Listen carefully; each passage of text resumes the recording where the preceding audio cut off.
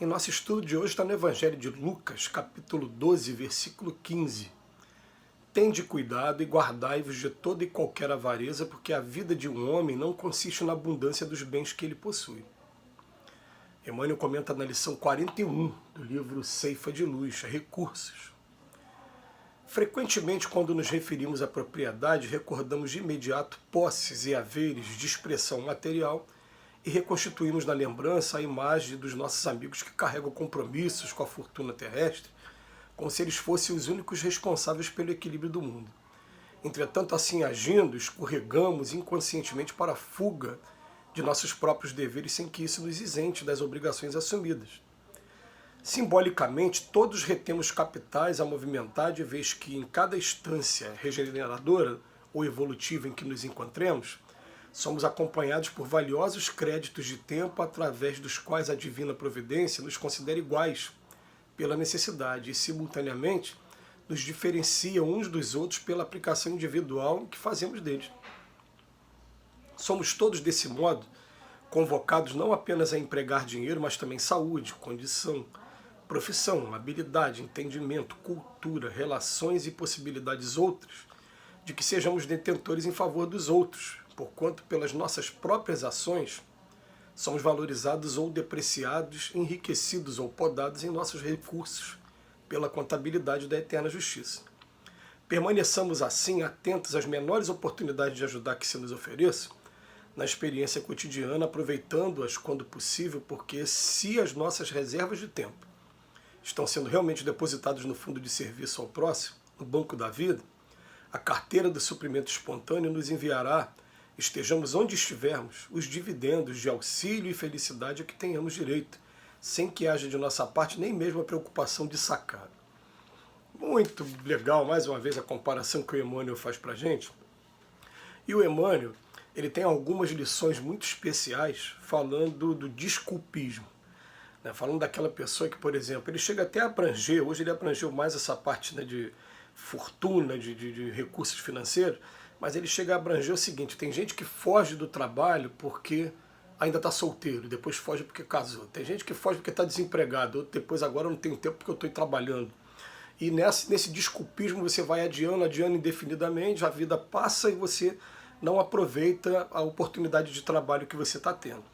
E no caso aqui do estudo de hoje, ele está falando que normalmente é um grupo muito grande de pessoas, por exemplo, que, pelo menos que eu conheço aqui, que fica falando: ah, se eu tivesse dinheiro, eu fazia isso e fazia aquilo. Tá, a primeira desculpa acaba sendo essa. E a segunda desculpa, né? Tudo bota a culpa no governo. Ah, é o governo que não viu, como se o governo tivesse a obrigação de fazer tudo que diz respeito a nós seres humanos.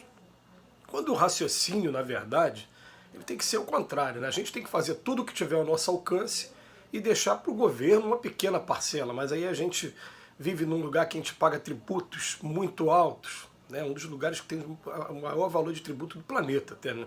Se for ver carga tributária em relação à classificação, a carga tributária no Brasil ela é muito alta. A gente fala às vezes, né, dos 10% do dízimo que era cobrado pelo Templo de Jerusalém, quando vive num país que só o imposto de renda, um imposto só, é 27,5%. Então isso acontece realmente, mas ele vem aqui no texto de hoje chamando a nossa atenção para a responsabilidade que a gente tem com relação a outros, vamos botar, outros bens valiosíssimos que a gente tem. Ele enumera aqui alguns, ele fala saúde, condição, profissão, habilidade, entendimento, cultura, relações, possibilidades. Poderia elencar até mais, mas ele faz um rol aqui exemplificativo só para a gente ter condição de avaliar: eu tenho isso, eu posso doar isso, eu devo doar isso. E ele faz comparação com o banco, gente, é muito interessante isso, né? Falando fundo de serviço ao próximo. Vamos imaginar que a gente esteja construindo para a gente um fundo de serviço ao próximo do Banco da Vida.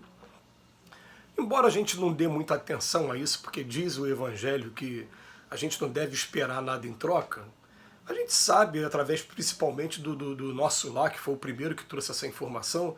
O livro Nosso Lar, quando o André Luiz trouxe para a gente, ele vem falando de bônus hora. O que é bônus hora? Ah, as horas que foram destinadas ao trabalho. E esse tipo de informação ela é interessante para a gente, né? Porque ele vem dizendo lá no livro que, por exemplo, você queria se habilitar a determinados serviços e você tinha que ter uma poupança no banco da vida, aqui, ó, no fundo de serviço ao próximo. Por exemplo, tem um capítulo muito interessante do livro nosso lá, que vale a pena a gente dar uma conferida. É um livro curto, pequeno, são 51 capítulos e cada capítulozinho é pequenininho mesmo, dá pra gente ler rápido. Mas é um capítulo que está logo ali no início do livro, entre os primeiros 10 capítulos, que André Luiz ele vai pedir permissão para visitar a família dele. Ele está no plano espiritual, numa região, ele está com saudade dos familiares, ele queria uma autorização, alguém levasse, para ele poder matar a saudade. Só que quem faz o atendimento de dois em duas pessoas. Então entrou André Luiz e uma outra senhora. E quando a senhora estava sendo entrevistada, foi perguntado para ela, falou, mas o que você fez? Quer dizer, você jogou fora toda a oportunidade de trabalho, eu estou vendo aqui na sua ficha, você teve a oportunidade de fazer isso, mas você não ficou na sua instituição religiosa que você não conseguia se dar bem com as pessoas.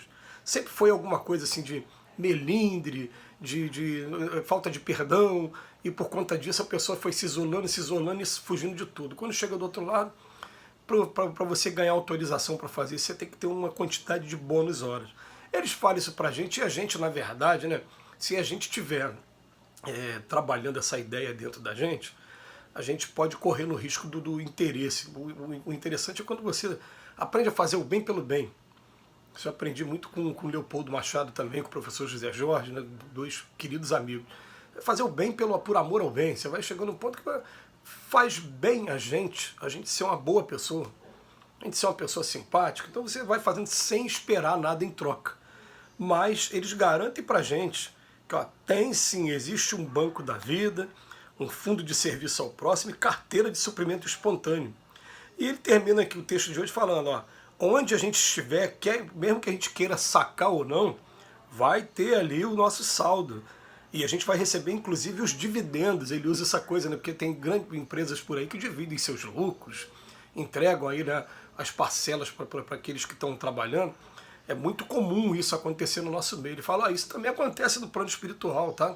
A gente vai chegar lá, vai ter uma bolsa aí de trabalhos que a gente prestou e a gente vai depois usufruir de algumas oportunidades a mais do que aquela pessoa que, como diz na parábola, pegou o seu talento, enterrou e não usou para nada. Lembra da parábola? Um tinha 5 talentos, plantou, deu mais 5. O outro tinha 2, plantou, deu mais 2. E aquele que tinha 1 ficou com medo de usar, enterrou e não fez nada com talento.